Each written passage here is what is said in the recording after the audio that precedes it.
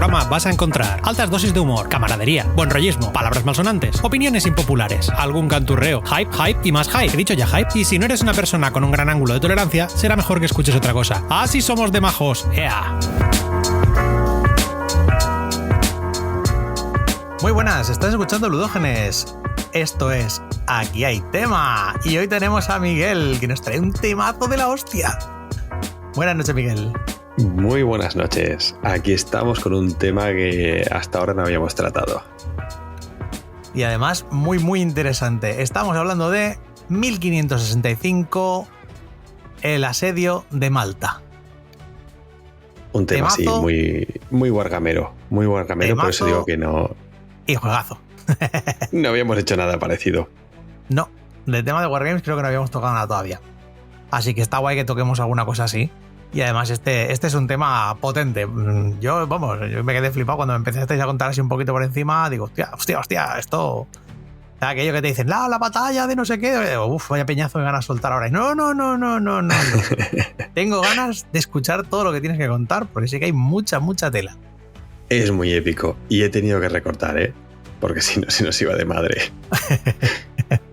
Sé que normalmente te documentas una burrada, pero en este creo que te has pasado 3 pueblos. Bueno, ya te digo, porque he recortado, pero llega un momento que dices, esto no puedo quitarlo, esto tiene que entrar, y al final todo parece guay, y no puede ser.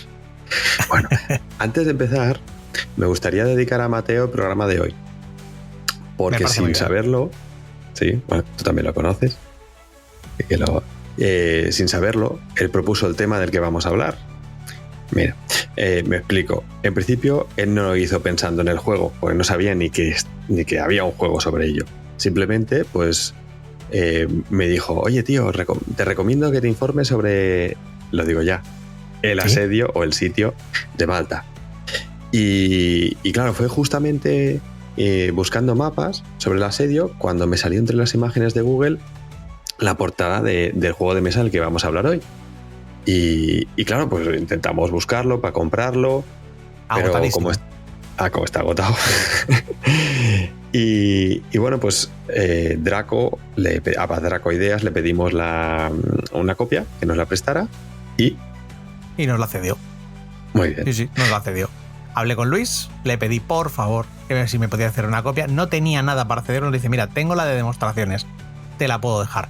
Oye, pues Luis, déjamela, le echamos un par de partidas para ver cómo funciona y ver un poco de qué va y poder hablar del juego y te la devolvemos. Y efectivamente, así lo hemos hecho.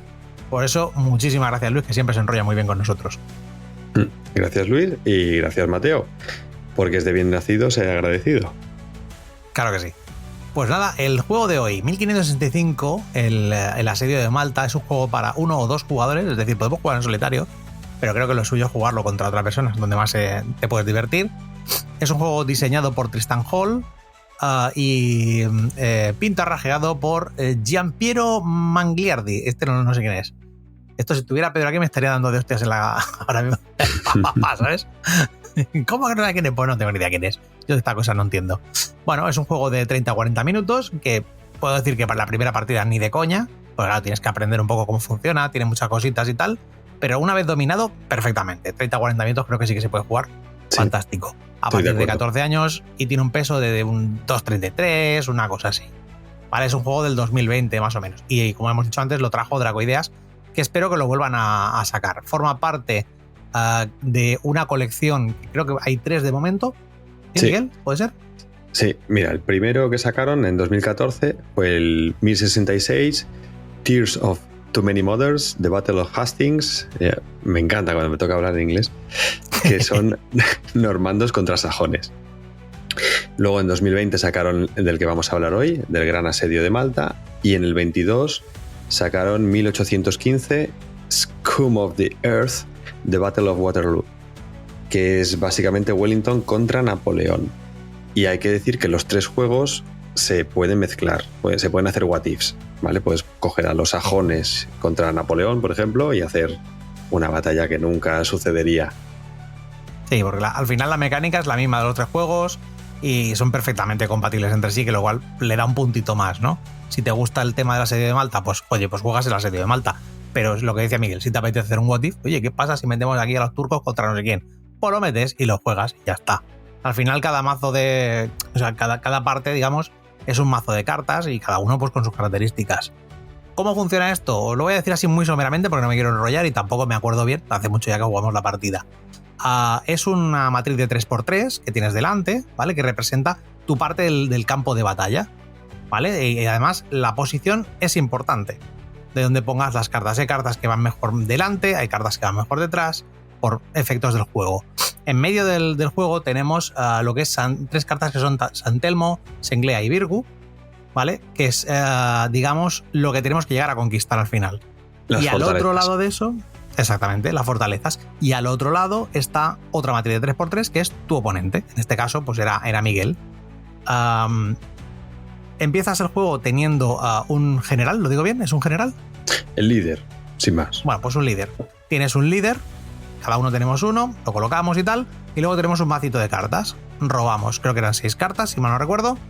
Y tenemos también unos objetivos. Esto es importante y es la gracia del juego también, ¿no? Las cartas te marcan un poco lo que tienes que llegar a hacer. Pasadas las rondas, pues tienes que haber cumplido el objetivo. Si no lo cumples, pues bueno, pues penalizas. Y si no, pues vas ganando puntos. Un poco el juego no es la batalla en sí, sino la preparación a la batalla, ¿vale? El final del juego es la batalla en sí, ¿vale? Que es cuando te vas a pegar ahí contra las 3 fortalezas, que es la última ronda prácticamente. Pero es la gracia, tú tienes 6 cartas y vas bajando pues tus personajes, ¿no? Pues me bajo unos... Perdón. Dime, Miguel, dime. La mano inicial lo acabo de consultar, que tampoco me acordaba. Eran 4. Vale. Eran 4. Vale, pues eso. Y luego creo que vas cogiendo 2 cada turno.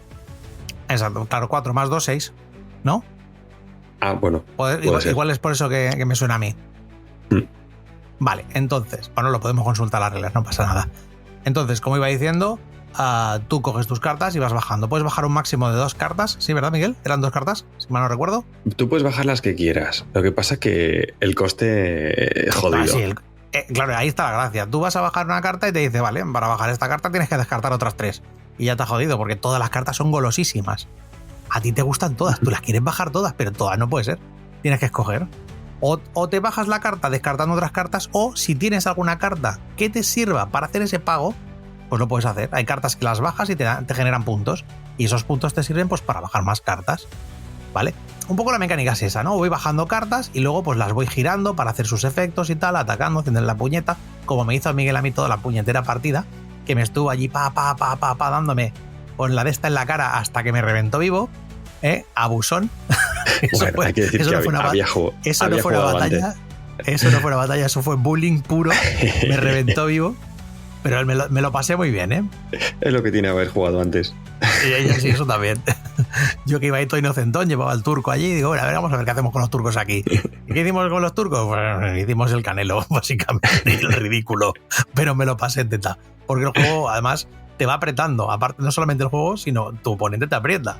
Y los objetivos te aprietan y tienes que cumplir. Y está el rollo este de quiero bajarme esta carta porque así le hago la puñeta, pero no puedo bajarla porque no me llega. Si le bajo esta, pierdo esta otra. Y bueno, el juego un poco son esas decisiones chulas que tiene, ¿no? No quiero extenderme mucho más, pero bueno, en resumen así, es un juego de enfrentamiento. Si habéis jugado juegos de enfrentamiento, pues habréis jugado cosas parecidas a este, ¿no? En este, como decía antes, también una cosa importante es la posición de la carta. Cuanto más cerca estás de la frontera, pues más cerca estás del enemigo y posiblemente esa carta que tengas pueda llegarle. Los arcabuceros, tú tenías los arcabuceros, si mal no recuerdo, ¿no? Sí. Que los arcabuceros podían atacar a 2 cartas por encima de ellos. Con lo cual, claro, me los ponía en la frontera y me llegaba donde le daba la gana. me pegaba tiros ahí y me dejaba fino. Y yo pues tenía pues mis cartitas que llegaban a 1 o así de distancia, pero bueno, también alguna que hacía alguna cosita chula. Pero bueno, un poquito esto es lo que es el juego, ¿no? 1565. Es una pena que no se esté a la venta. Sí, supongo que en alguna tienda igual todavía le queda alguno. Digo, porque es muy chulo, ¿eh? O sea, además no creo que sea nada caro este juego. No sé por cuánto saldría en su día, pero no creo que sea nada caro. Son 2 macitos de cartas, 4 tokens y tal, poca cosa más. Y Draco en estas cosas suele ser muy comedido en precios. Así que juego chulo, tema increíble y estoy casi seguro que es buen precio. Y bueno, dicho esto, casi que podemos empezar ya con el grueso del programa. Eso. Vamos al contexto. Vamos ahí.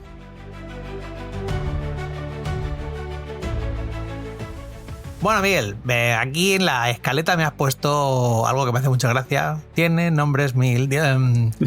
Pone aquí la orden de los muchos nombres. Tiene nombres 1000. ¿Tiene algo que ver esto? No, creo que no. ¿No? ¿No? Estamos hablando de una orden religiosa. Ah, bueno, estos también tienen. Y algunos lo usan demasiado. Pues mira, hay que tener en cuenta que estamos en 1565 y que ya han pasado 5 siglos desde que se fundó la Orden de Malta, ¿vale? Concretamente, fundada alrededor del año 1048 en Jerusalén. Originalmente, el primer nombre, digamos, se llamaba Orden Militar y Hospitalaria de San Juan de Jerusalén, con todos los apellidos. Ay.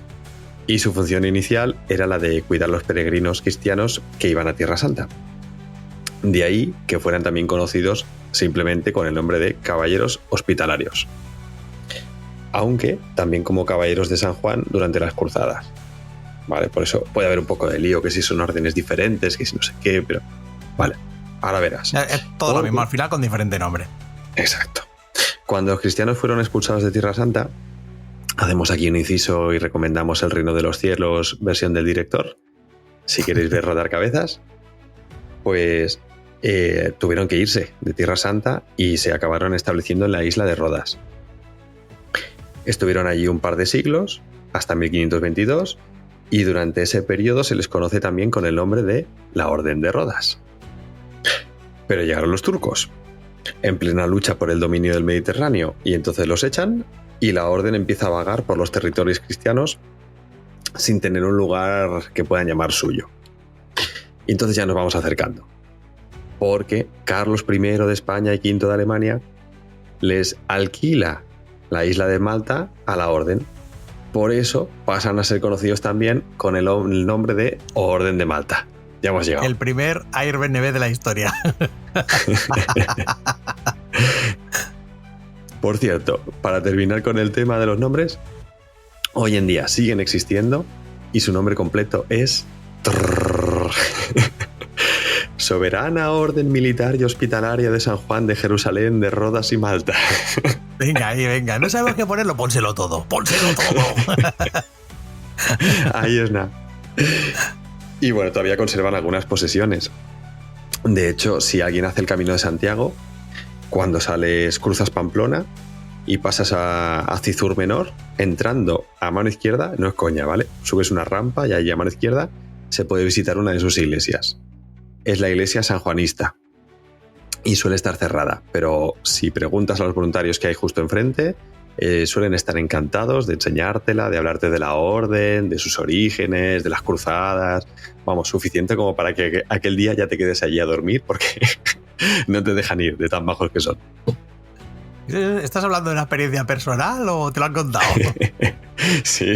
Además arrastré unos cuantos peregrinos. Hombre, vamos a ver esto de la Orden de Malta. ¿No tenéis curiosidad? No sé qué.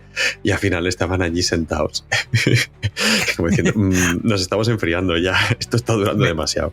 Me estaba viendo la gente esta de yo solo quería irme a caminar. ¿Qué hace este? ¿Qué hago aquí con este tío? ¿Por qué me he dejado liar de esta manera? Bueno, volvamos a Malta. A Carlos I y al alquiler.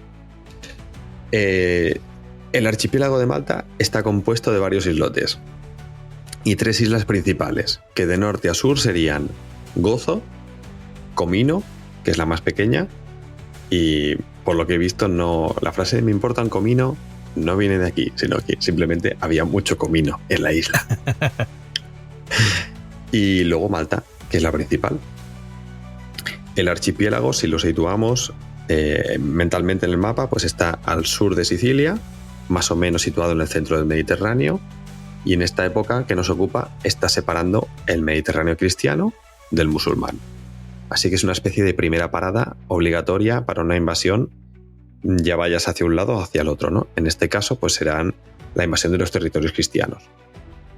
Estamos en el siglo XVI, y esto de las órdenes de los monjes guerreros, de los cruzados y tal, ya empieza a ser una cosa anacrónica, muy del pasado. Pasado de moda. Aunque claro, tampoco tanto como nos puede parecer hoy en día, ¿no? Porque todavía estaba el rollo ese de cristianos contra musulmanes.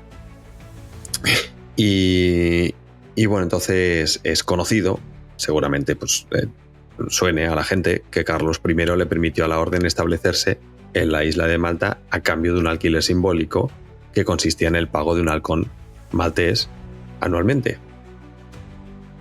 Aunque lo cierto es que el pago real era mayor, porque, pues claro, también tenían que encargarse de vigilar y de fortificar la isla.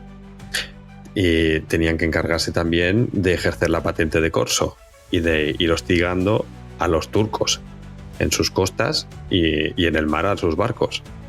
Por todo ello, pues la Orden de Malta se fue haciendo incómoda. Incluso pues atacaron un barco de la hija del sultán y eso ya fue un poco lo que acabó de tocar las narices. Y bueno, pues si te parece, ahora que hemos hablado ya del contexto, empezamos a hacer el setup y vamos colocando el campo de batalla. Venga.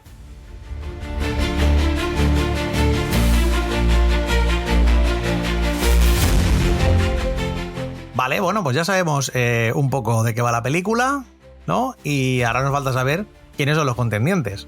¿Quiénes son los que se van a dar de leches aquí? Cuéntame. Muy bien. Pues mira, por un lado tenemos en el lado de los malteses a Jean Parisot de la Valette. Mira, se me da mejor el francés que el inglés. Yo creo que sí, ¿eh? Que, bueno, le llamaremos la Valette y ya está, ¿vale? Y era el gran maestre de la orden en las fechas que nos ocupan. A él le tocó liderar la defensa de la isla y tenía en ese momento 70 años de edad. ¡Guau! ¿70 tacos?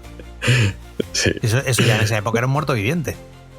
Sí, el tío tenía que estar hecho polvo, pero ya verás, porque el tipo hizo un gran trabajo.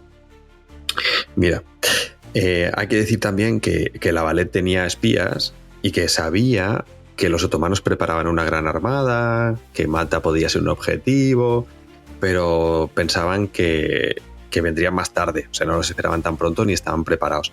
Concretamente, llegaron un 18 de mayo y los esperaban para junio, así que los pillaron un poquito a contrapié. Así que imagínate, eres maltés, te levantas una mañana, sales, miras por la muralla y te aparecen unas 190 galeras turcas en el horizonte. Y tú aprietas el culete. Rápidamente se activaron todas las alarmas por toda la isla. Se enviaron mensajeros, algunos barcos que pudieron escapar para avisar fuera de la isla y pedir socorro. Se envenenaron todos los pozos que había extramuros. Qué buena táctica, por cierto, ¿eh? Tiraban hierbas, excrementos de animales y así pues ponían las cosas más difíciles a los invasores. Y toda la población, incluso la que podía vivir, digamos, fuera de murallas, ¿no? En casas de campo y todo esto, pues se acaba cobijando dentro de los muros. Y bueno, vamos a definir. Sobre el tema de los pozos, si envenenaban el agua de fuera, ¿de dónde bebían ellos? Claro, ellos estaban intramuros, entonces ¿sí? Tiraban de pozos de intramuros, pero cuando llegara el enemigo y se pusiera a extramuros, se iba a encontrar pozos envenenados.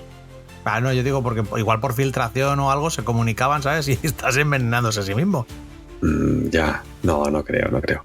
Además, por lo que tengo entendido, tampoco es que haya mucha agua dulce en Malta, ¿eh? O sea que esta estrategia está bien pensada. Sí, es potente, claro. Te dejabas sin agua. Sí. Y bueno, pues vamos a definir con qué contaba cada bando. A ver, siempre que hablamos de datos, como de cantidades, ¿no? Como es habitual, pues las fuentes no se ponen nunca de acuerdo, ¿no? Unas exageran, otras son más conservadoras, pero bueno, más o menos la cosa queda así, ¿vale?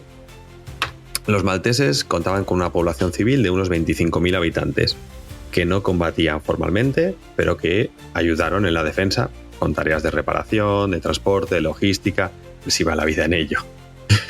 Por otra parte, había unos 9.000 combatientes. Estos sí, estos sabían pegar toñas, de los cuales 8.000 eran soldados al servicio de la orden, entre mercenarios españoles, italianos, alemanes y franceses, y a estos hay que sumarles unos 700 caballeros de la Orden de Malta, que no eran de una nación en concreto, sino que provenían de distintos orígenes europeos. Por otro lado, tenemos las tropas que había enviado el sultán Suleimán el Magnífico él no había ido a la batalla, él se había quedado en Istambul. ¿Sí? Evidentemente. Y bueno, pues contaban, dice lo que yo he encontrado, entre 30.000 y 48.000 soldados. Claro, hay 18.000 de diferencia.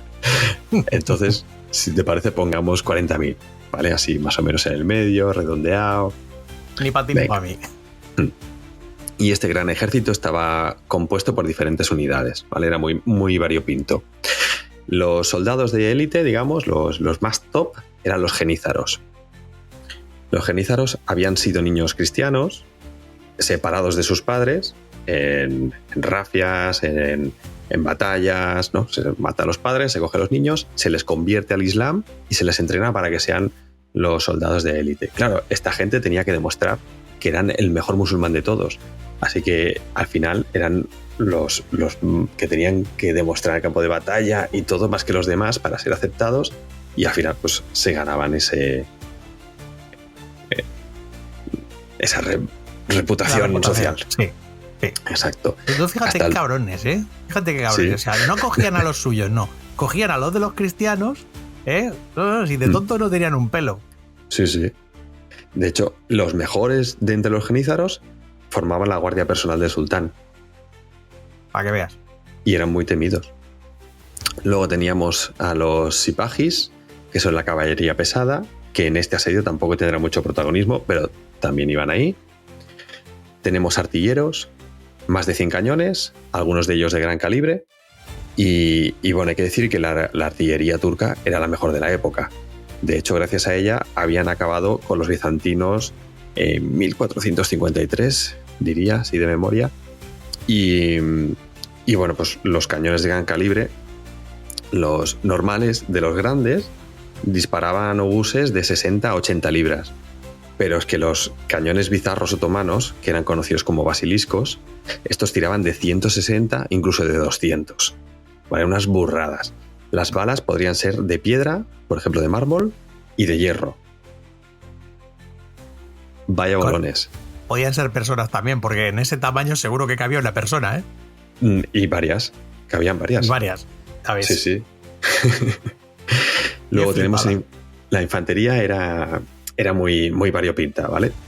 Pero bueno, vamos a destacar que era el grueso del ejército y que se usaban como carne de cañón. Se enviaban para allá, venga, para la muralla, para la muralla.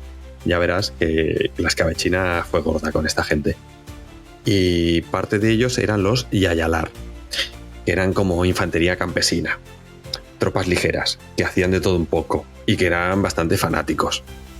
Está documentado que consumían hachís para desinhibirse antes del combate y comportarse de forma impredecible. Al parecer no eran tampoco los únicos que lo hacían, y no son los famosos hashashin, de la que vendría... Sí, de la que vendría el hachís, ¿vale? Los hashashin son del siglo XI, son anteriores.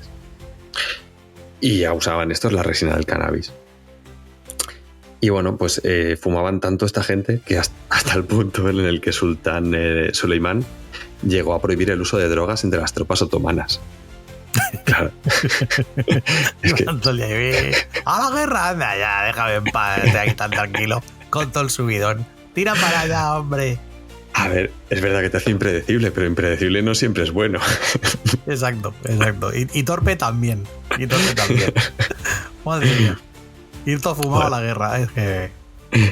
También tenemos zapadores, ingenieros, para que abrían trincheras, colocaban minas subterráneas, construían rampas, torres de asedio, ¿vale? Así un poquito la parte un poco más técnica.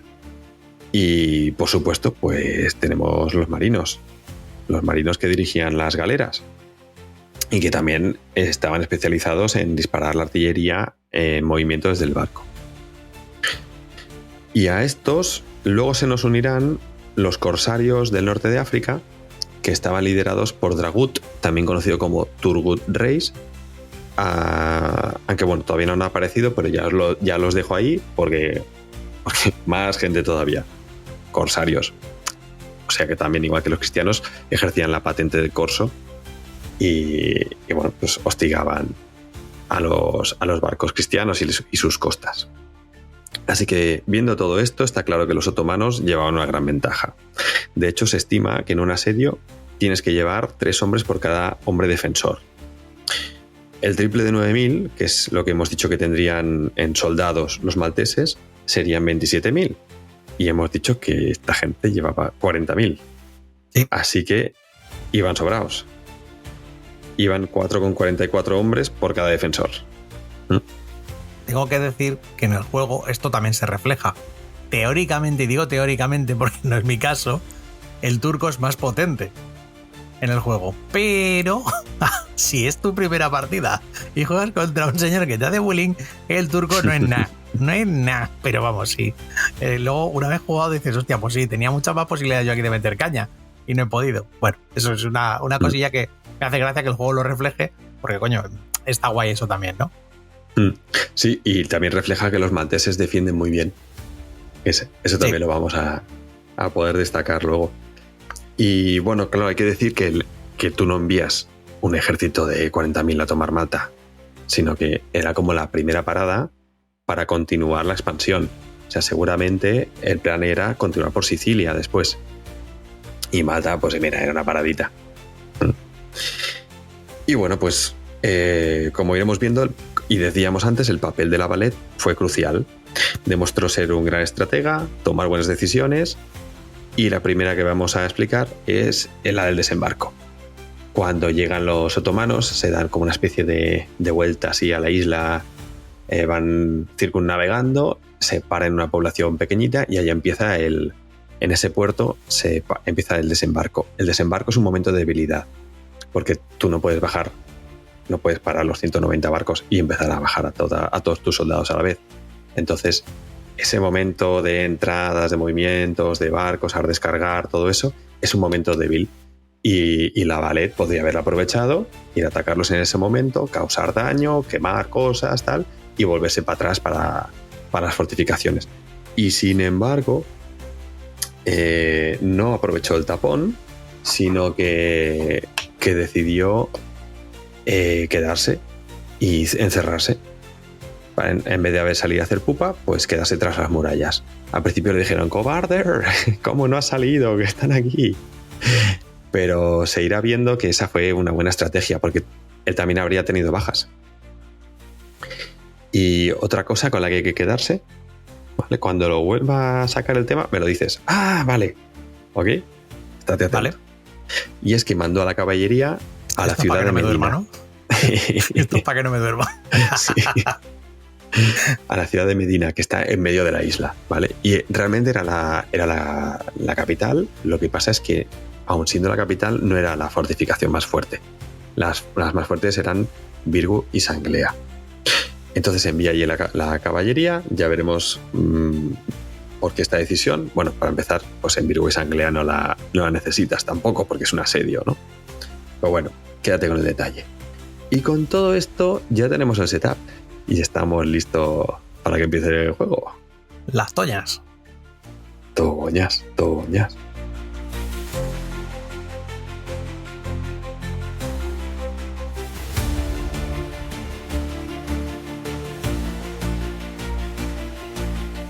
Bueno, a ver, aquí en la careta me pones San Telmo se paga caro. Y el juego se llama San Telmo's Pay. ¿Esto tiene algo que ver? El pago de San Telmo. Sí, correcto. Es una de las cosas. Caro. Sí, porque es una de las partes así como más conocidas del gran asedio. No tiene nada que ver con el Airbnb que has dicho antes. No tiene. Yo estaba diciendo ya, digo aquí, mis cábalas, digo esto, si va el Airbnb, pues normal que sea caro. Hoy en día tiene que salir caro dormir allí. Pues mira, empieza el asedio, ¿vale? Ya tenemos a los otomanos, han bajado de sus barcos y se ponen a discutir sobre cuál es el mejor plan de ataque para tomar la isla. Por un lado, de jefes, porque tenemos 2 cabezas, ¿vale? Pero el que mandaría sería Mustafa Pachá. Pachá es un título, es como decir comandante, ¿vale? No lo tenía solo Mustafa. Venga, entrale. No, es muy obvio, el chiste es muy obvio. Vámonos, discoteca. Bueno, entonces tenemos a Mustafa Pachá o Pachá o Pajá, también he visto por ahí escrito con J. Bueno, el comandante en jefe del ejército. Y él piensa que lo mejor es primero tomar la ciudad de Medina, en el centro de la isla, y después ir a por las ciudades que están mejor parapetadas, que son Virgo y Sanglea. De este modo, primero te llevas la capital, ya los has desmoralizado, tal, y el último reducto, aunque es el más fuerte, pero ya se ve perdedor y no tiene más remedio que rendirse o morir. Sin embargo, está el otro jefe, que es Piali Pachá, también, ¿vale? Y este es el comandante el comandante de la flota. Y además es un exitoso comandante y yerno del sultán. Vaya, hombre. Ese enchufe es de 80. Sí. Así que, claro, Piali, como está más preocupado de sus barquitos que de tierra, dice, vamos primero a asegurar un puerto para proteger la flota de posibles inclemencias, de las costas maltesas, que son bastante broncas, y eso pues suponía llevar a cabo el plan al revés. Primero tienes que tomar la fortificación que se llama San Telmo, que está protegiendo Virgo y Sanglea desde el mar, y después ya, después de hacer todo esto, o sea, San Telmo, Virgo, Sanglea, y luego ya te vas a la capital, ¿no? Te vas a Medina. Y claro, discuten sobre ello, pero al final Mustafa acaba cediendo porque, según sus espías, San Telmo era una fortificación ahí aislada, cerca de las ciudades estas, pero que se podía conquistar solo en 4 o 5 días, ¿vale? Porque iban con un gran ejército, ¿no? Así que tampoco ceder no le suponía tanto. Venga, va, de acuerdo. Y parece ser que cuando la Valette se entera de esto, se alegra mucho y entonces dice, ya está, lo han hecho mal. Vamos a defender esto con uñas y dientes y bueno, pues vamos a ganar tiempo porque tenemos el gran socorro que estamos esperando, ¿no? Todos aquellos barquitos que se fueron hacia Sicilia a pedir ayuda, pues hay que organizar un gran socorro, y estos miles de personas que tienen que venir no es fácil de organizar, ¿no? Entonces, venga, aquí vamos a aguantar lo que se pueda. Llega el 24 de mayo ya y empieza el asedio a San Telmo. Los primeros 2 días se los pasan los turcos a cañonazo limpio, desde los barcos, ahí boom, boom, boom. Hacen también desde tierra, se alejan de la zona de peligro y también montan una trinchera y también boom, boom, boom, a ablandar los muros. Aunque la única forma que dime. Dormiría bien, esas noches allí. Sí. ¡Bum, bum! Me cago en la leche, páralo un poquito, déjame dormir, coño. Pues ¿sabes qué? Había gente que se dedicaba a contar los cañonazos. ¿Sí? ¿En serio? Sí, porque así sabía la cadencia y podías ir calculando si se les iba acabando la pólvora. Sí. Hasta ahí llegaban, tío. Sí. Qué fuerte. Y... a ver, me he perdido, perdón. Eso. Entonces, la única forma que hay de aguantar los malteses a San Telmo es ir haciendo relevos. Cada noche lo que hacen es relevar entre 200 y 250 hombres, en que claro, pues iban con unos botes ahí en la oscuridad, en una zona que los turcos no tenían acceso, y se van reconstruyendo la muralla de noche. O sea, lo que hacían de día, lo que destruían de día, lo mantenían de noche. Y por la mañana vuelve a empezar. Cañonazo, reconstrucción. Cañonazo, reconstrucción. Y así iban pasando los días. Y se empieza poco a poco a ver que aquello de esto en 4 o 5 días, que no va a ser así. ¿Qué va a ser que no? Y que la estrategia maltesa de relevos está funcionando. Total, que ya llegamos al 4 de junio, han pasado 11 días, y llega con refuerzos desde Trípoli, Dragut, que decíamos antes que iba a aparecer, ¿sí? También conocido como Turgut Reis, que Reis es el título de capitán. Y bueno, él era un prestigioso y consagrado comandante, un corsario y gobernador militar otomano, que venía desde Trípoli y tenía 80 años el señor. Toma ya. Lo cual tiene aún más mérito. Sí, tiene aún más mérito porque en esa época y con el estilo de vida de un corsario, llegar a 80 años, telita. Así que claro, llega este hombre consagrado con sus barcos, en plan, venga, que me uno con vosotros, chicos. Y Piali, el yerno del sultán, le quiere impresionar. Y entonces pone a desfilar 80 galeras y empieza a disparar andanadas de cañonazos sobre San Telmo a medida que van pasando por delante, ¿vale? Imagínate, una fila de 80 barcos, cuando pasan en determinado momento, ¡boom! ¡Boom! Y así. Eso de bienvenida, ¿vale? Una machada, vamos. Una machada gorda. Sí, totalmente. Sí. El problema es que los cañones son más difíciles de calibrar en el mar que en tierra, por el movimiento. Y la primera oleada suele servir para eso, para que tú calibres, y luego ya la segunda, ya para que aciertes mejor, ¿no? Para que lo envíes donde querías enviarlo. Así que muchos de estos disparos pasan por encima de San Telmo y van a parar a las propias trincheras turcas que habían hecho al otro lado. ¡Total fail! Sí. Es un fail en toda regla, tío. Sí, masacrando a sus propios hombres para impresionar al madre que otro. lo parió. ¡Bravo, Piali! Ahí, colaborando con la causa, di que sí. Seguro que Piali estaba con los turcos. ¿No sería amigo de la Valet por algo? Me gusta tu teoría. Bueno, entonces Dragut ya desembarca, se reúne con Mustafa y con Piali y les echa la bronca. Y le dice, pero a ver, ¿cómo estáis siguiendo esta estrategia? Habría que tomar primero Medina. Y el Mustafa, no, si es lo que yo decía. Pero claro, a la vez encuentra vergonzoso que una fortificación así de mierda como San Telmo esté resistiendo a un ejército de esas características, ¿no? De esa magnitud. Así que retirarse y cambiar los planes sería agrandar la vergüenza. Entonces dice, se marca un sujétame el cubata. Se pone manos a la obra con sus 80 años y ordena reforzar el asedio en tierra. Y a la San Telmo le llueven cañonazos por 3 bandas. Boom, boom, madre mía. Y bueno, con tanto bombardeo, pues las flechas empiezan a surgir, las brechas, y la estrategia otomana empieza a dar frutos.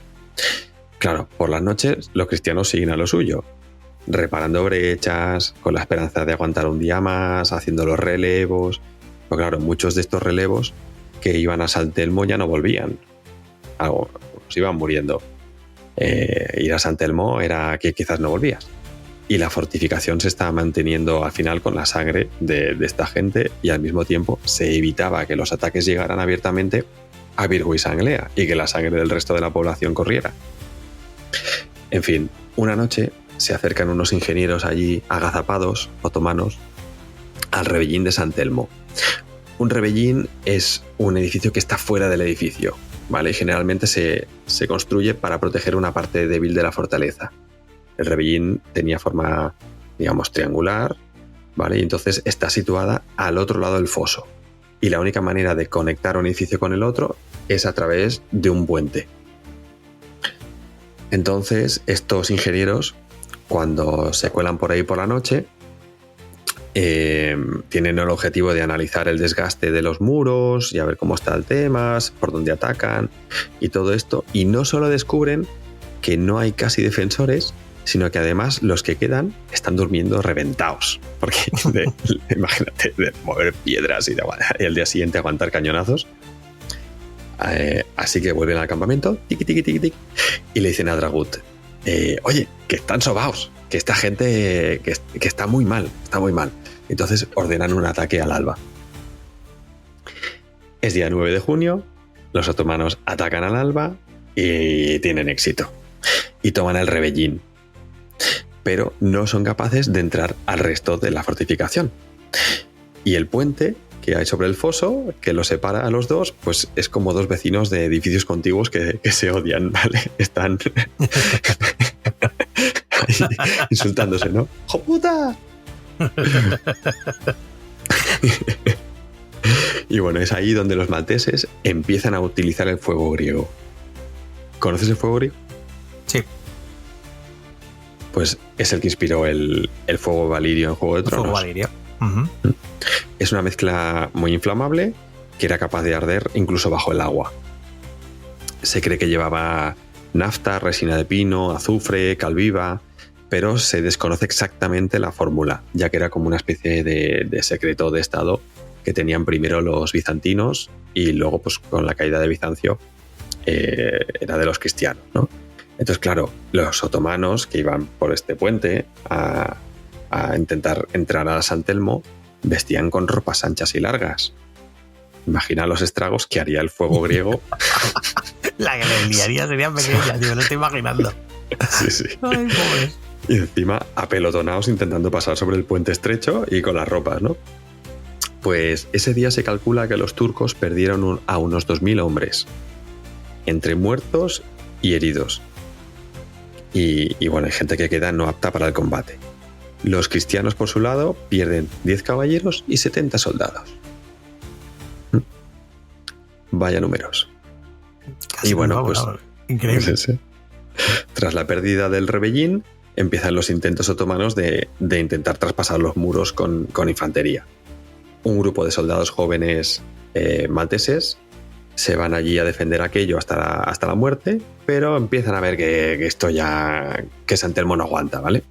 Y entonces se reúnen y estiman que ya no tiene sentido seguir aguantando la posición, así que envían a un mensajero para que le entregue a la Valette una carta en la que le piden que ordene la retirada de todos los que están defendiendo San Telmo, que se retiran a Virgo y que si no accede a su petición, abandonarán San Telmo y saldrán a atacar, a morir matando, porque la fortaleza ya no se puede defender más. Vamos, que hasta aquí. No es que estén cagados, que no quieran, sino que si hace falta, morimos matando. Sí, pero hacemos algo que quedarnos aquí parados, ¿no? Y bueno, la Valette recibe esta carta. Claro, imagínate, ¿ahora qué hago? Era una especie de chantaje también, ¿no? Y entonces envía unos caballeros experimentados a valorar la situación, y estos, cuando vuelven, opinan que todavía se puede aguantar unos días más.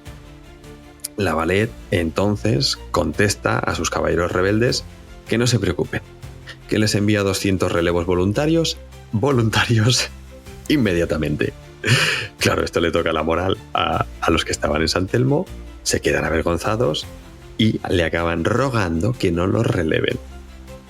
Qué cabrón el tío. ¿Cómo le dio la vuelta a la tortilla? ¿Cómo le dio la vuelta a la tortilla? Sí. Sí, 70 años, ¿eh? Pero ¿cómo le dio la vuelta a la tortilla? Y bueno, así que la Valette se pone las gafas de Zack Life, le bajan del cielo, y de nuevo nos demuestra tener unas dotes de liderazgo estupendas.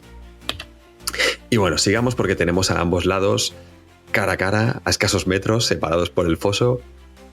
Los otomanos no tienen fuego griego, pero sí tienen otras armas incendiarias similares. Tienen, por ejemplo, una sustancia pegajosa que se adhería a cualquier superficie. Yo me imagino que sería como una especie de resina o algo así, y que ardía con intensidad. Sí, que también arde con intensidad. ¿Más provoca olorcitos ricos? Ahora bien, los cristianos eran conocedores de ello y preparaban barriles con agua por toda la fortaleza. Entonces, cuando empezaban a arder, pues básicamente se tiraban dentro de los barriles y la sustancia pegajosa se apagaba.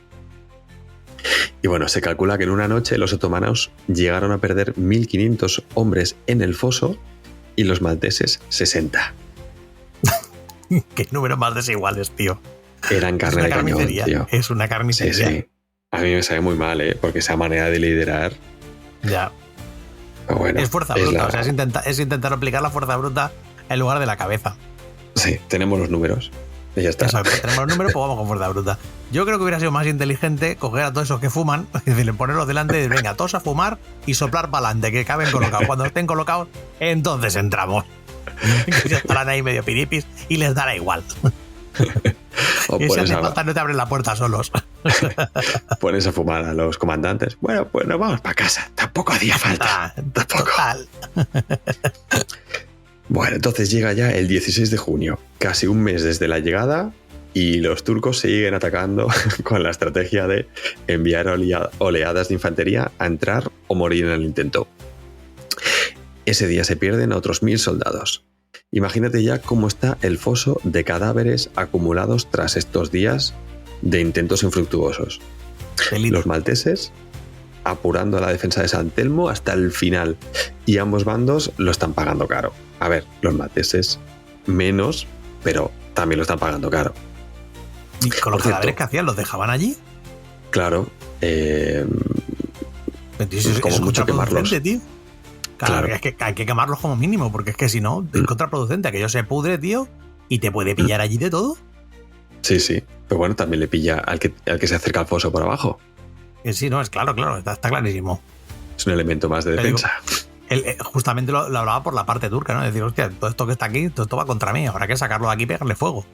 Claro, pues que si te acercas a retirar cadáveres, que es una faena, pues de repente 1000 en un día, después de todo el día peleándose, te disparan desde la muralla.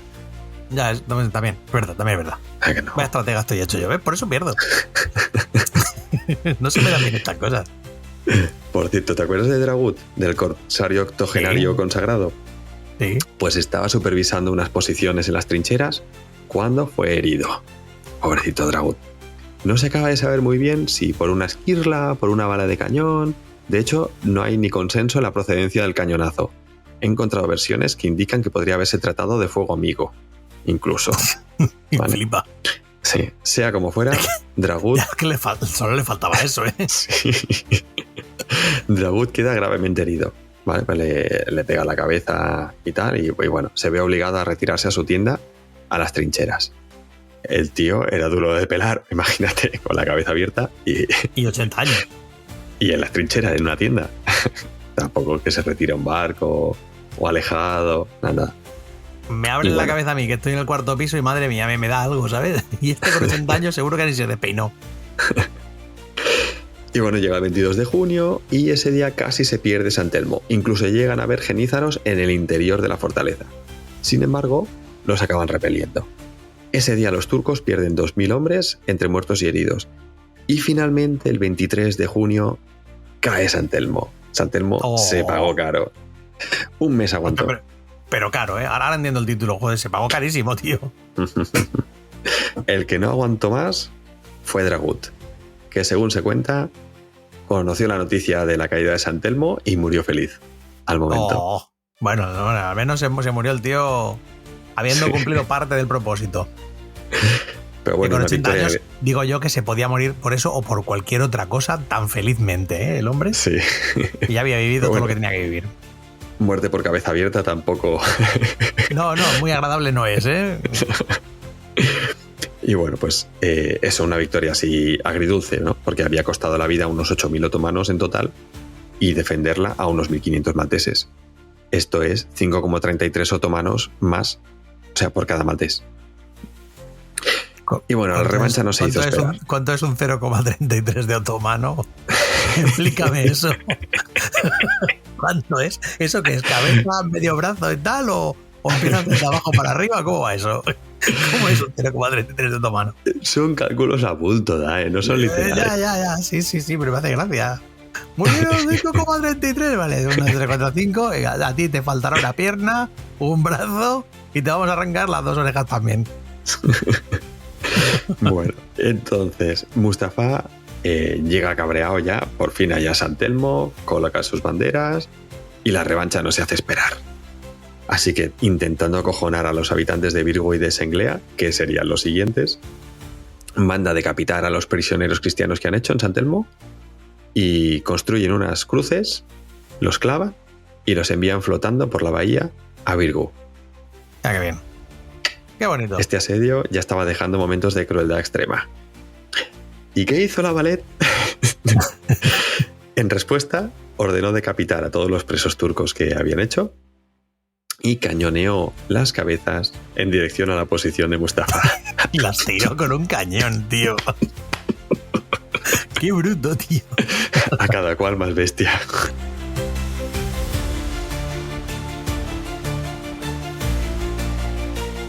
Bueno, pues hasta aquí la cosa lleva una epicidad ascendente bastante bestia, pero es que lo siguiente que me has puesto aquí en la escaleta me deja flipando. O sea, vamos a subir más el nivel. Momentos épicos a borbotones. Vamos a subir más el nivel todavía. Sí. ¿Pero se puede? ¿Es posible? Se puede. A ver, es que el juego ya se podía haber hecho solo de la toma de San Telmo. Lógicamente. Pero claro, el gran asedio no es un gran asedio por nada. De hecho, yo creo que es de los más interesantes e impresionantes que que hay de toda la historia. Pues mira, Cuenta. ya tenemos a Piali con sus barquitos bien aparcados en la bahía de atrás, digamos, de San Telmo. Y ya está tranquilo. Así que los turcos prosiguen con el plan y se preparan para asediar Birgu Anglea. A todo esto, como solía pasar en guerras prolongadas, las enfermedades, lo que decíamos antes, empiezan a hacer de las suyas. Si sumamos altas temperaturas, que era verano, la falta de higiene, la falta de agua limpia y esa barbaridad de cadáveres apilados, pudriéndose en los fosos, pues tenemos un caldo de cultivo perfecto que se esparció especialmente entre las filas otomanas. Concretamente, fue la disentería la que se propagó con rapidez, causando diarrea severa, sangre, fiebre, debilidad extrema y deshidratación. No tenéis bastante con los muertos que encima os tenéis que cagar patas abajo. Hostia, qué fuerte. Tío. Sí. Hay que decir que los malteses estaban muy bien organizados, que cooperaban mucho y que controlaron muy bien las ciudades, las enfermedades y bueno, supieron equilibrar su lado, ¿no?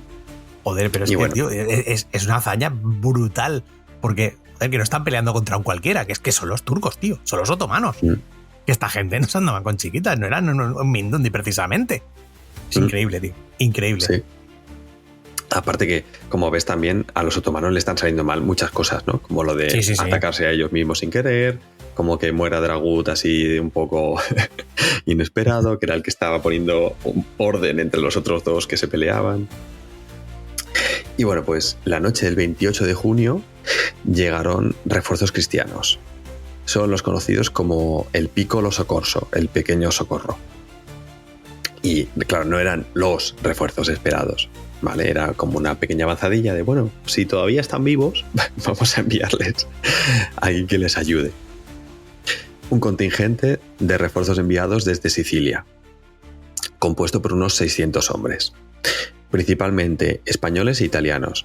Desembarcan al norte de la isla y sin que se enteren los musulmanes y marchan a pie y entran en Birgu Anglea en botes aprovechando la niebla de la noche. 600 personas.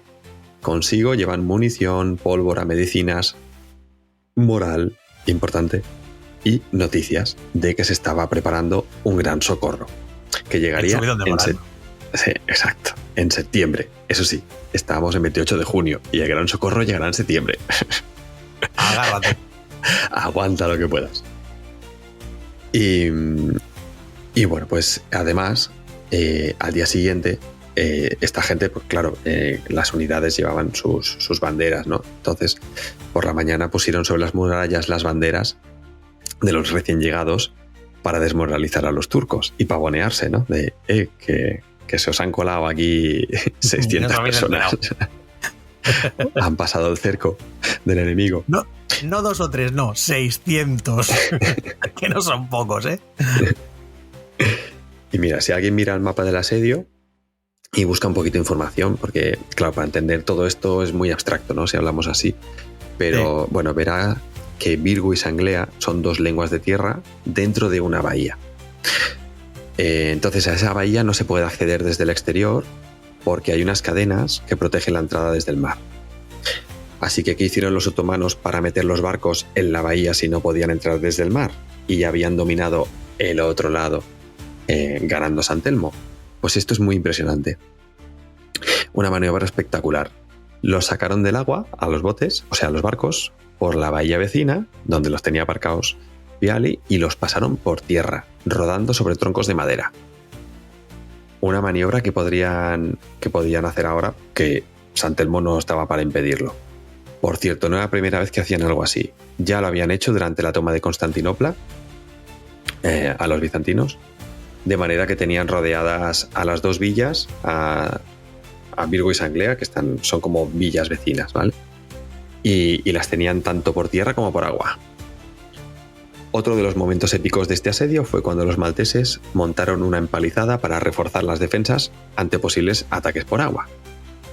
Entonces Mustafa dijo: esto molesta. Mandó a los suyos a destruirla y para ello envió un grupo armado con hachas a desmontarla. Algunos malteses salieron a su encuentro, salieron en plan ahí, ¡Uah! Imagínatelos ahí al lado de la empalizada, unos con hachas, los otros como con espadas o navajas, bueno, navajas no, dagas y así, ¿no? Y a pedrada limpia. Sí. Y entonces algunos malteses eso, salieron al encuentro, pelearon en el agua cuerpo a cuerpo hasta que los turcos se acabaron retirando. Al día siguiente los de Mustafa lo vuelven a intentar, pero esta vez van más preparados. Van con cuerdas, ganchos y botes. La idea era enganchar las cuerdas y tirar con los botes para evitar el cuerpo a cuerpo. ¿Pero qué hacen los malteses? Cortan las cuerdas y evitan de nuevo la destrucción de la empalizada. Después de eso, Mustafa dice, mira, pasamos de la empalizada, tampoco es tan molesta. Y siguen a lo suyo. Ahora ya sí, ya están las baterías de cañones bien puestas y empieza el asedio a Sanglea por varios frentes.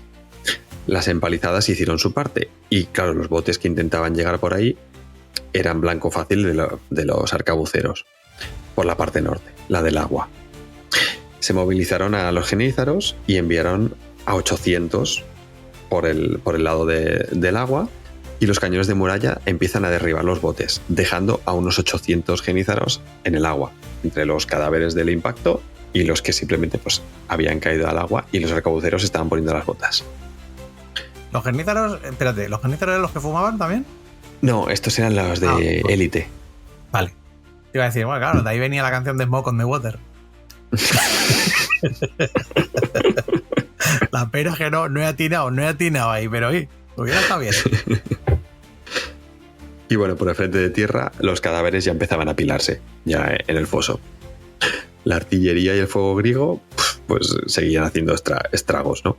Y la población civil, porque ahora ya la población civil ya está implicada directamente en el combate, pues lo daba todo. Hay crónicas que nos explican que mujeres y niños lanzaban piedras, agua hirviendo, lo que pillaran que pudiera hacer daño. Al fin y al cabo. La zapatilla.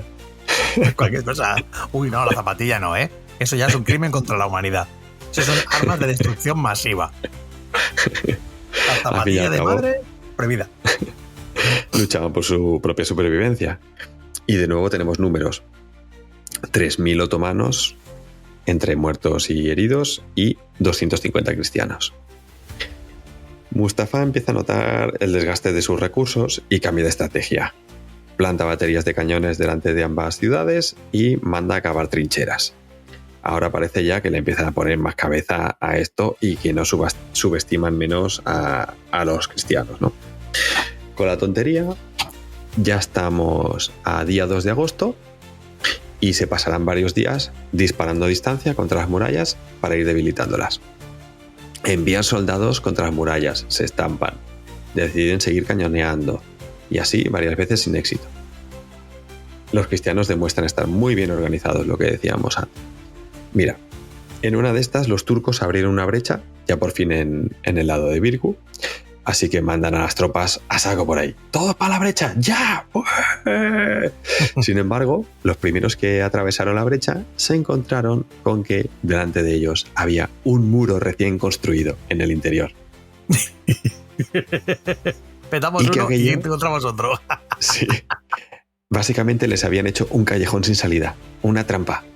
Pero claro, ¡buah! Imagínate, ponte a dar la vuelta cuando vienen todos detrás. Claro, en plan, no hay que entrar a saco.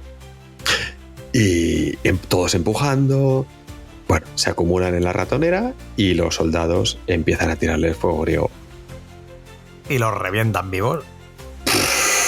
Y aquí la invención del kebab.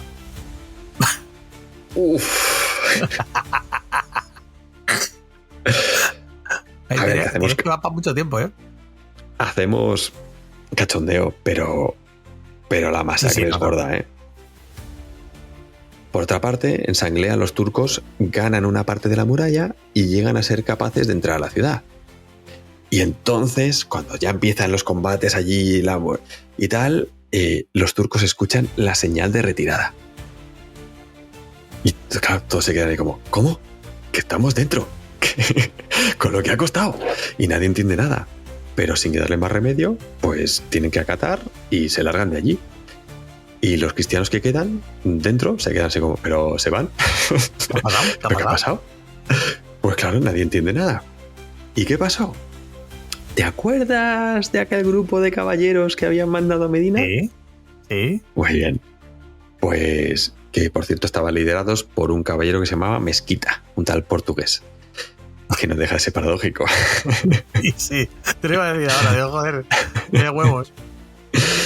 Pues este grupo de caballeros había atacado el campamento turco, aprovechando que estaba desprotegido porque estaban todos en el frente.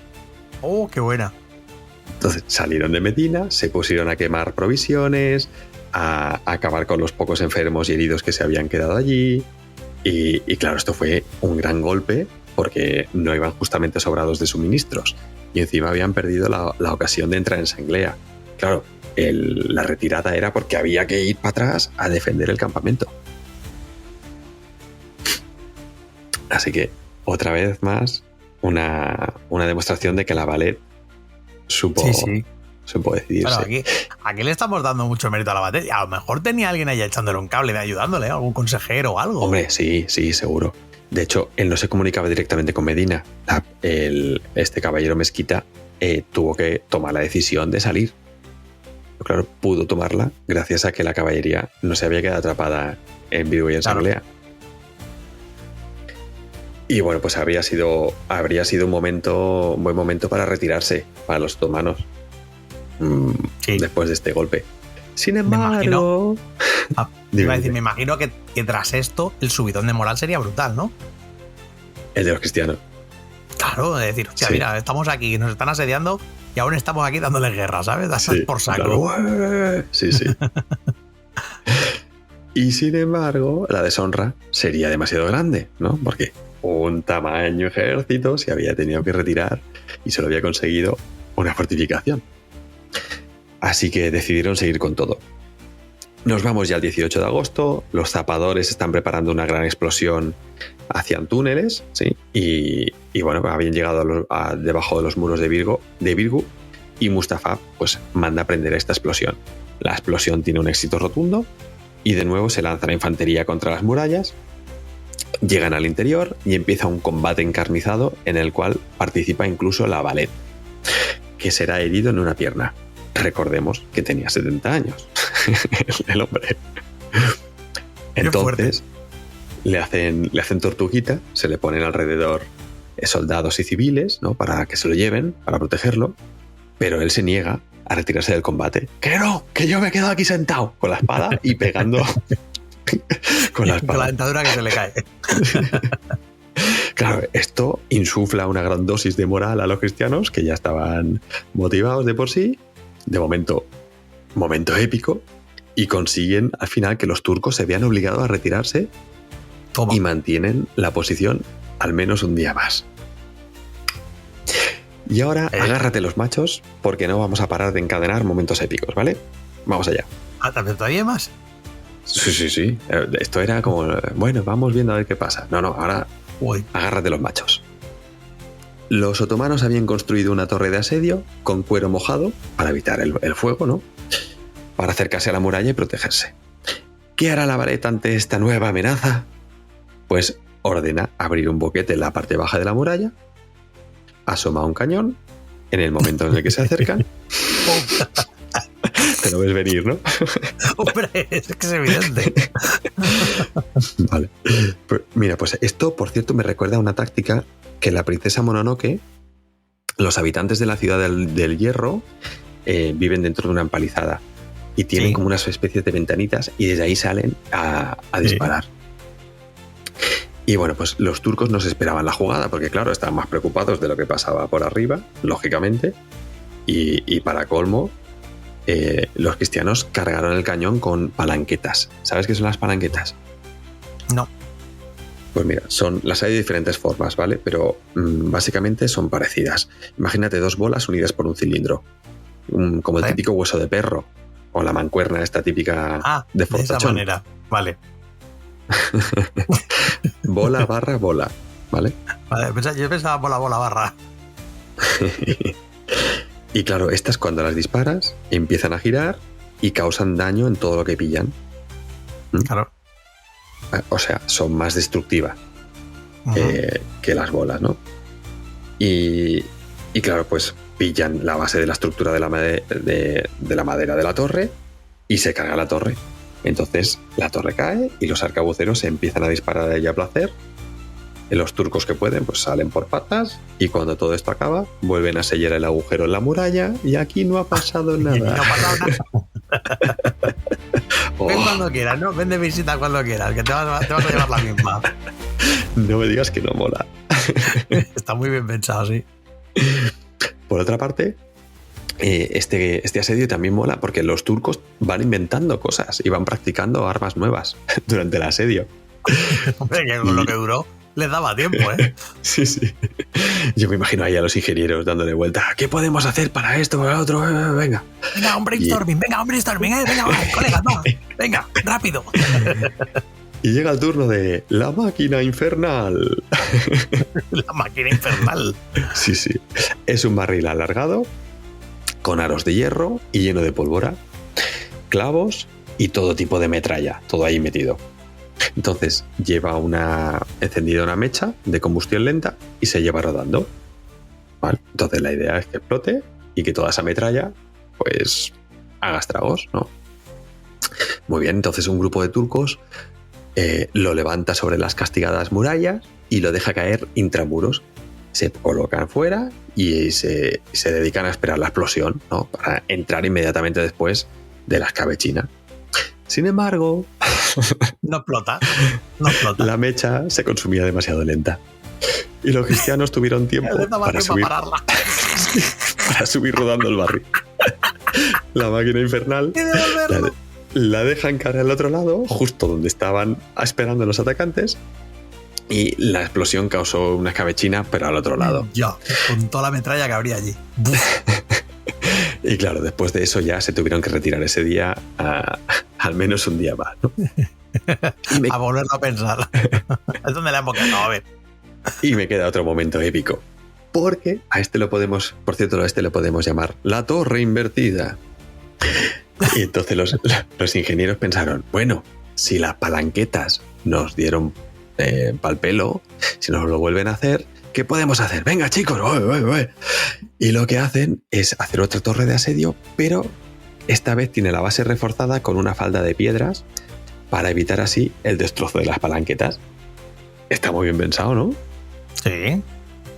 Vale, ¿y qué hará la Valer ante este nuevo reto? Cañonazo otra vez, pero con balas de cañón, ¿no? Pues no, vuelve a abrir un hueco en la muralla, pero esta vez no saca un cañón, sino que manda a un grupo de caballeros a tomar la torre. Como no se lo espera nadie. ¡Sorpresa! La base de la torre no estaba bien defendida y los caballeros consiguen subir y tomar la torre después de luchar contra un puñado de genízaros. Ya ves. Y cuidado, porque la cosa no acaba ahí. Giran la torre, la pegan a la muralla y a partir de ese momento forma parte de la muralla. Ponen un par de cañones y se ponen a defender. Le dieron la vuelta totalmente a la tortilla. Qué bueno. ¡Ole tú! Y bueno, ya nos vamos acercando al desenlace. Bueno, después de toda esta epicidad y de estas películas, aquí no sé si pedirte esto, porque es que me está molando tanto que yo lo que quiero es pedirte más. Pero bueno, tiene que haber un desenlace. Así que cuéntanos un poco cómo acaba la película. Bien, tranquilo, porque el desenlace también está guay y no va a ser breve. Pues mira, los días van pasando. Se acerca final de agosto y tenemos ya a ambos bandos realmente muy desgastados. Las provisiones de los defensores se van agotando, las murallas estaban muy dañadas, especialmente Virgu. Los atacantes, por su lado, tienen reservas de harina solo para 25 días. Esto no da ni para cubrir bien la retirada ya. O sea, ya están prácticamente atrapados allí.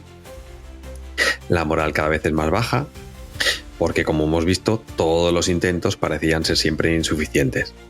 Los cadáveres de los suyos se pudrían amontonados bajo el sol del verano y las enfermedades aumentaban día a día entre sus filas. No he encontrado datos de los muertos por enfermedad, pero tiene que ser una burrada. Porrazo. Mustafa cambia de paradigma y decide atacar Medina. Y claro, Vamos a probar suerte con otra cosa. Aquí estamos pillando, vamos para otro lado. dice, vamos a controlar una posición importante en la isla y desde ahí pues nos recuperamos un poco. También vendrá bien una victoria para la moral y eso. Hombre, la idea era buena, ¿no?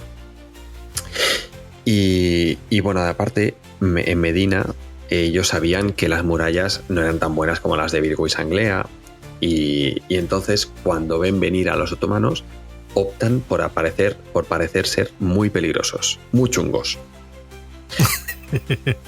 Por ello, se les ocurre vestir a la población civil de soldados y situarlos a lo largo de la muralla, entre la verdadera guarnición, ¿vale? Entonces, claro, los otomanos van llegando y van viendo, ¡hostia! Pero si son un porrón de gente aquí. Y bueno, entonces cuando ven llegar ya a los musulmanes, empiezan a disparar los cañones antes de que ni siquiera estuvieran al alcance. Sí, realmente no estaban a tiro. Entonces, claro, empiezan los otomanos a decir, coño, esta gente tiene tanta pólvora y tantas balas que se pueden permitir disparar sin reparar en gastos. Venga, aquí a cañonearnos. ¿Te suena algo esta estrategia de marcarse un farol? Sí, me suena así. ¿De? Esto fue cuando lo de Carcassonne. Hicieron Muy la bien. misma. Muy bien. En la leyenda, que no era cierto. La leyenda. Lo de cerdo volador. Correcto. Bien alimentado, ¿no? Para que se pensara, mira, tenemos tanta comida que hasta os tiramos un cerdo bien alimentado. Pues correcto, la misma idea. El caso es que los turcos se impresionan con la bienvenida y las tropas empiezan a decir que ya verás tú, verás, que esto va a ser otro San Telmo. Sí. Otro San Telmo. Y bueno, funciona la treta y Mustafa Pachá acaba mandando la retirada de ataque. Y bueno, hemos llegado ya a septiembre. Mustafa vuelve a intentarlo en Sanglea y Virgo, pero esta vez el desgaste hace que ya no sea lo mismo. Los cañonazos disminuyen y es que hay que pensar que además de que la pólvora se va gastando, los cañones tienen una vida útil y muchos de ellos ya estaban inservibles, se van agrietando. Además la cadencia también importa mucho en la vida útil de un cañón. Y claro, refundirlo y volver a hacerlo y tal es inviable allí. Es inviable totalmente, claro. Mientras tanto, tenemos al Gran Socorro, que ya estaba listo en la isla de Sicilia desde hacía varios días. Pero claro, una serie de tormentas había puesto en peligro los intentos de ayuda, ya que las tempestades pueden desbandarte la formación y unos acaban en Italia, ¿sabes? Y claro, la gracia es llegar todos juntos, ¿no? Así que cuando pasaba esto tenían que volver todos los barcos a puerto y esperar a que amainara. Don García, que es el encargado de llevar el Gran Socorro a Malta, consigue llegar por fin el día 4 a la isla de Gozo y el 5 a la de Malta. De nuevo las fuentes varían en los números, pero podemos contar que el Gran Socorro constaba de algún número entre 8.000 y 11.000 soldados. Pero tampoco era tan grande entonces, ¿eh? ¿El qué? Que tampoco era tan grande el Socorro, era el Socorro. Yo le llamaría el Socorro, no el Gran Socorro, el Socorro.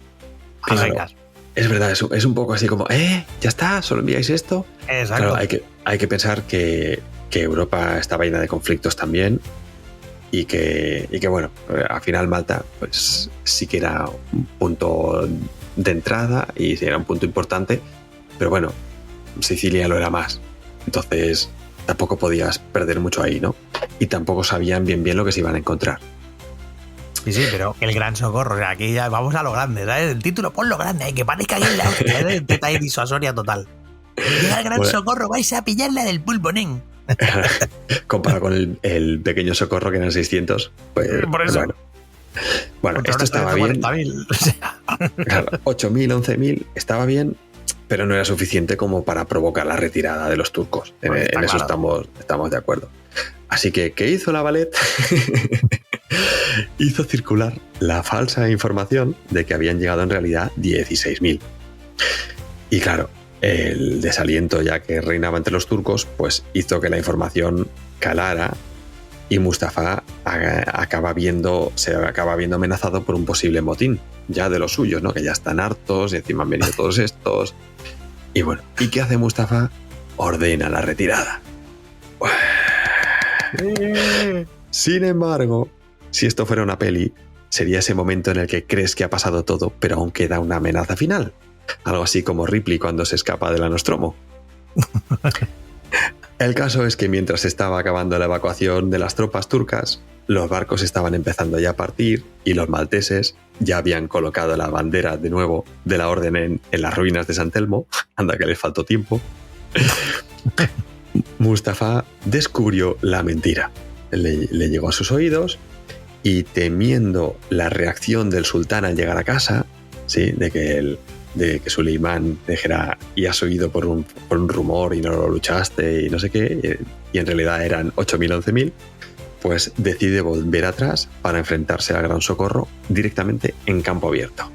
Sí, a saco Paco. Sí, que yo me imagino a las tropas diciendo, joder, ¿en serio volvemos? No hemos pillado bastante. Sí. Y bueno, este Gran Socorro estaba dirigido por Ascanio de la Corna, y cuando los turcos desembarcaron, los de Ascanio ya se encontraban en una zona elevada cerca de Medina, y que se ve que estaban tan frescos y motivados que cuando vieron a las tropas otomanas aparecer, los soldados echaron a correr cuesta abajo hacia ellos sin esperar instrucciones de Ascanio. ¡Venga, vamos, quítate aquí, vamos, venga, dale! El Ascanio de la Corna, viendo que la situación se le iba de las manos y que la gente se le iba corriendo, se vio obligado a ordenar la carga general. Pues venga, pues vamos, va. Ya que estamos, tira.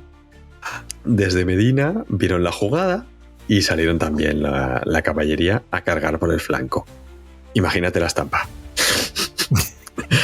A mí no me gustaría estar en el bando otomano en ese momento.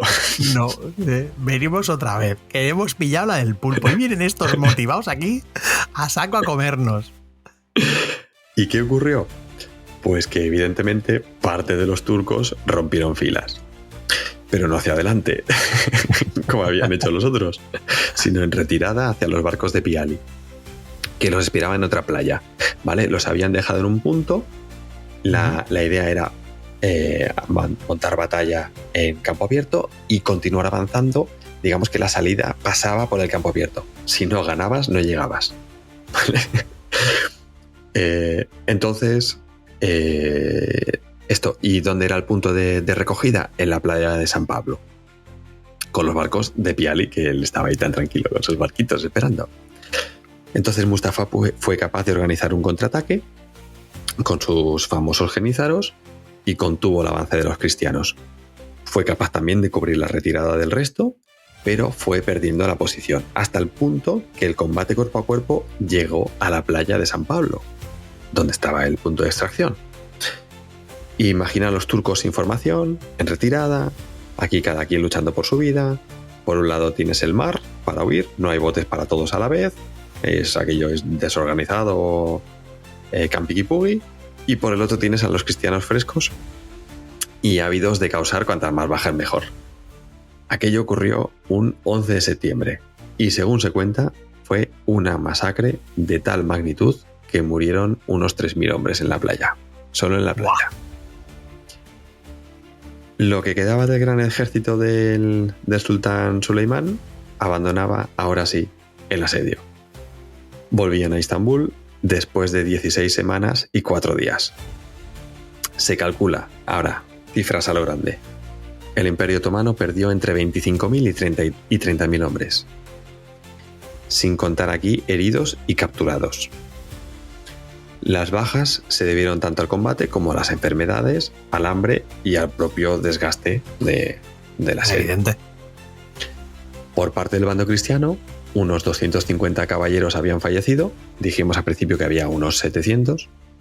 Y entre los soldados españoles, soldados extranjeros y civiles malteses, murieron entre 5.000 y 7.000. Que tampoco es poco, ¿eh? Y eso... ¿Cómo? Que tampoco es poco. No.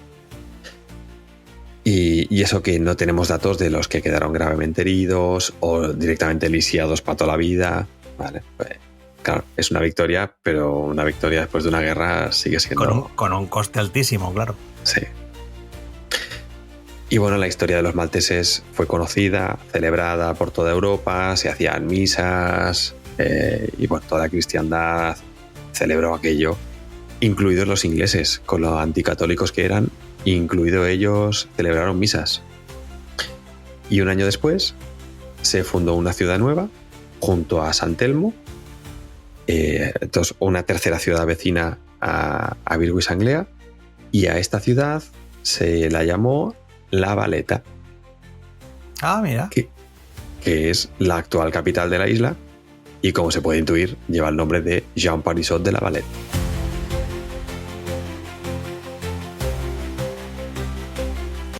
Pues bueno, volvamos al juego entonces. Vista toda la película, vamos a ver similitudes con lo que es el juego físicamente.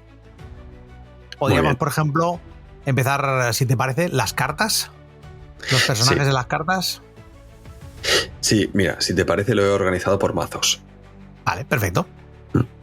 Mira, el juego de hoy está tan bien tematizado que analizarlo a fondo significa prácticamente ir carta a carta.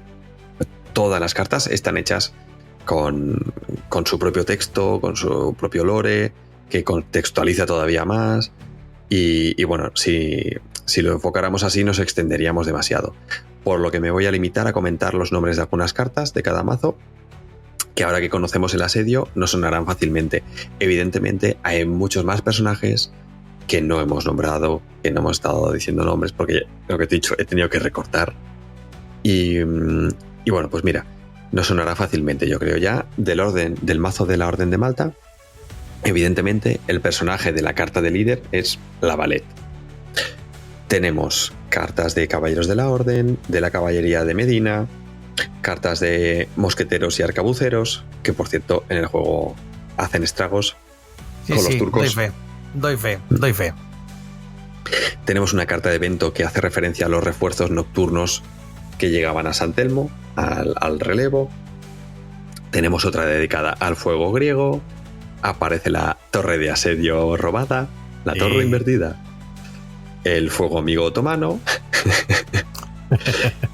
Aparece Don García con el socorro. Y me ha gustado mucho que hay una carta llamada Mujeres y Niños Malteses, en la que también se reconoce, pues, y aparece al pueblo. Exacto. Y aparece en ella una mujer con una cara de rabia lanzando una piedra desde la muralla. Y es que ellos también sufrieron las penalidades del asedio y fueron pieza clave del día a día de la defensa. En las cartas de objetivo, de la A a la F, son eventos acontecidos anteriormente a la batalla, al asedio, y sucedieron entre 1551 y 1565, hasta que llegamos al asedio, como decimos. Digamos que es como la antesala del asedio. Esta mecánica me ha gustado porque a lo largo del juego vas intentando superar esos objetivos, intentando llegar fuerte a la letra G, que ya es el asedio en sí, y que el otro llegue después y peor que tú. Y una vez estás en la G, que es esta que decimos de la Gran Asedio de Malta, puedes empezar el tira y afloja por las 3 cartas de fortaleza. Las cartas de fortaleza son, como no, San Telmo, Sanglea y Virgo. Claro, por motivos mecánicos aquí no hay un orden en conseguirlo, sino que el primero que consiga 2 de 3 es el que gana. Es el que gana. Eso sí, la vida que tiene cada edificio, cada fortaleza, sí que está compensada. Diría que San Telmo es precisamente la que tiene menos, como debería ser. En el mazo del Imperio Otomano tenemos de líder a Mustafa Pasha, aunque hemos dicho que había 2 líderes, pero claro, había que elegir uno, y de elegir uno sería Mustafa. Aunque también aparecen en otras cartas, pues Piali, Turgut, el corsario octogenario, que por cierto, yo creo que hay un error. Porque mira, entre Piali y Turgut, claro, Piali era el yerno del sultán. Y Piali aparece con una larga barba blanca, aparece como un viejo, mientras que Turgut aparece con una barba negra corta, más joven, y en posición de atacar vigorosamente con una espada. Entonces, pues claro, igual, no me cuadra. Han invertido ahí. Sí, creo que invirtieron ilustraciones. porque los nombres, los poderes, el lore, todo concuerda, menos la imagen. Y bueno, encontramos también cartas muy temáticas como el bloqueo naval causado por los barcos de Piali, los corsarios de Trubut, como no, los genízaros, es una carta que se repite varias veces, los Yayalar, el basilisco gigante, son los cañonazos estos que tenían. Luego tenemos cartas de evento como el bombardeo de San Telmo, tomar el rebellín de San Telmo, también una carta de táctica llamada Relaciones Tensas, que hace referencia a la tensión que había entre Mustafa y Piali. Está todo lleno de detallitos que influyen en la mecánica. Por ejemplo, el jugador inicial siempre es el que juega con el Imperio Otomano. Pues como hemos visto, son los que llevaron la iniciativa de ataque y pillaron a contrapié a los malteses. Y bueno, así como de vista general del juego, hay que partir de la base de que no es la intención del juego recrear paso a paso el asedio, sino que, teniendo esto en cuenta, las cartas están hechas con cariño histórico, tanto los efectos que hacen como los textos del lore que las acompañan, y por ello creo que lo que voy a decir ahora pasará con los otros dos juegos también de la colección, y es que si conoces la batalla, sus personajes clave, sus eventos principales, las armas, todo lo que hemos hablado hoy, disfrutarás de los detalles sin parar a jugar a cualquiera de ellos. Y bueno, nosotros esperamos haber puesto un granito de arena para que así sea, para que se disfrute más el juego. Esperamos que sí. Y ahora solo falta que Draco lo reedite, que no sé si lo tienen en mente, y ya para que, yo qué sé, si alguien nos escucha, quiere jugar al juego y no lo encuentra, pues no sé, pegarle un toque a Draco, a ver si se animan a editarlo otra vez y tal. El juego está muy bien, de todas maneras. Yo recomiendo que compréis cualquiera de los tres que hemos mencionado, porque es la misma mecánica exacta en los tres, ¿vale? Solamente cambia el tema. Están muy bien tematizados, como bien ha dicho Miguel, pero la mecánica es la misma. Así que si os apetece por mecánicamente, cualquiera de los tres está guay. Si es por temática, evidentemente tiene que ser este. Tiene que ser el asedio. Yo no he podido probar los otros dos, pero creo que tienen que estar hechos con el mismo cariño. Sí. Eso está clarísimo. Pues bueno, hasta aquí el asedio de Malta. Espero que hayáis disfrutado tanto como me lo he pasado. Yo es que me lo he pasado teta, ¿eh? Tengo que reconocer, me lo he pasado teta. Yo recuerdo que tú me decías, me estoy documentando esto y estoy flipando, lo estoy pasando guay y tal. Y digo, guay, es que se viene programazo. Y yo lo he disfrutado muchísimo. Así que espero que cualquiera que nos escuche haya disfrutado tanto como he podido disfrutar yo. Y sobre todo, agradecerte el pedazo de esfuerzo que te has pegado, que este no ha sido pequeño precisamente, y bueno, y el esfuerzo que has hecho para poder quedar y poder grabar, que nos ha costado también lo nuestro. Sí, bueno, a ti también agradecértelo, porque también estás para meter en la cama. Es que me caigo. Y agradecer también a Mateo por descubrirme el tema y por provocar toda esta cadena de casualidades, ¿no? Que exista un juego de ello, que justo fuera de Draco, que nos lo dejaran. Y bueno. Mateo es una fuente de ideas para esta cosa, tenemos que consultarle más. Es una buena fuente de ideas. Y además estos temas se le dan muy bien, que le gusta mucho el tema histórico y tal, y sobre todo batallas y demás. Así que gracias, Mateo. Este programa va para ti. Y para Luis de Draco también, ¿cómo no? Y nada, y también agradeceros a todos los que nos habéis escuchado, los que nos escucháis desde el coche, desde el trabajo, en casa, en cualquier sitio. Agradeceros que aguantar este tostón que soltamos cada cierto tiempo, porque para nosotros es importante saber que hay alguien al otro lado que lo escucha y que lo disfruta. Así que, sin mucho más que decir, recordad que nos podéis escribir a ludogenespodcast@gmail.com, que tenemos un grupo de Telegram que está en t.m/ludogenes. Miguel, ¿quieres decir alguna cosa? Que me estás haciendo así signos y cosas y Sí, porque me he acordado que justamente ahora de la costa de campaña del Castelnuovo. Sí, Castelnuovo, sí señor. Que también es un asedio que mola, es diferente a este, pero es más o menos de la misma época y bueno, que deseamos que les vaya muy bien. Quién sabe, quizá algún día hacemos ese. Uy, yo en ese no me veo tanto jugando, ese es mucho más wargame que este, ¿eh? Este es muy asequible, es un juego de cartas así como el que juega un Magic prácticamente, ¿no? Pero con otro rollo. Pero el Castelnuovo creo que es más juego de bloques, wargame más clásico y ese sí. Bueno, yo lo digo por el aquí hay tema, porque también tiene temita. También tiene temita, también. Pues nada, dicho todo esto, nos despedimos hasta el próximo programa. ¡Chao! Adiós.